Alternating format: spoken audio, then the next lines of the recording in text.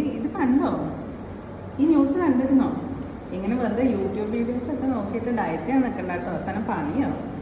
Madam, അത് anorexia nervosa എന്നുള്ളൊരു കണ്ടീഷനാണ്. അത് ആക്ച്വലി ഒരു സൈക്കോളജിക്കൽ കണ്ടീഷനാണ്. കൂടുതലായും പെൺകുട്ടികളിലും യങ് ഫീമെയിൽസിലും കാണുന്ന ഒരു ഈറ്റിംഗ് ഡിസോർഡറാണിത്. ഇതിൽ എന്താണെന്ന് വെച്ചാൽ വെയിറ്റ് കൂടുമെന്നുള്ള ഒരു ആദ്യ കാരണം, പേടി കാരണം നമ്മൾ ഭക്ഷണം കഴിക്കാതിരിക്കുകയും അത് കാരണം പിന്നെ നമ്മുടെ ബോഡി ക്ഷീണിക്കപ്പെടുകയും ചെയ്യുന്നത്. അപ്പം ഞാൻ സാധാരണ ഭക്ഷണം കഴിച്ചിട്ടാണല്ലോ ഡയറ്റ് ചെയ്യുന്നത്. അപ്പം ഇത് എനിക്ക് ബാധകമല്ല. അങ്ങനെയല്ലേ മാഡം?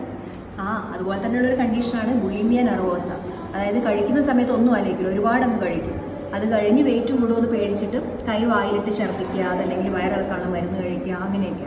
അപ്പോൾ ഇതൊരു മാനസികാവസ്ഥയുള്ളത് എല്ലാവർക്കും പെട്ടെന്ന് മനസ്സിലാവില്ല. വൈകി ആയിട്ട് പലരും ഡിറ്റക്ട് ചെയ്യപ്പെടുന്നത്, അതാണ് പ്രശ്നം.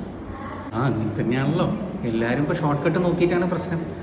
എല്ലാവർക്കും പെട്ടെന്ന് തന്നെ 2 ദിവസം കൊണ്ടോ അല്ലെങ്കിൽ എന്തെങ്കിലും ഒരു ഫംഗ്ഷൻ വരുന്നതിന് മുന്നേ തന്നെയായിട്ടാണ് എല്ലാവർക്കും ഇതിൻ്റെ ഒരു ബോധം വരുന്നത്. അപ്പോൾ അങ്ങനത്തെ ഒരു സംഭവങ്ങൾ ഒഴിവാക്കിയിട്ട് നമ്മൾ പ്രോപ്പറായിട്ട് ഒരു ഡയറ്റീഷ്യനെയോ അല്ലെങ്കിൽ ഒരു ഡോക്ടറെയോ കണ്ടതിന് ശേഷം നമ്മൾ ഇങ്ങനത്തെ അഡ്വൈസ് എടുക്കുകയാണെങ്കിൽ കുറച്ചും കൂടി നന്നായിരിക്കും. അതാണ് നമ്മൾ ഈ പുതിയ തലമുറയ്ക്ക് വേണ്ടിയിട്ട് നമ്മൾ ഇനി പറഞ്ഞു കൊടുക്കേണ്ടത്.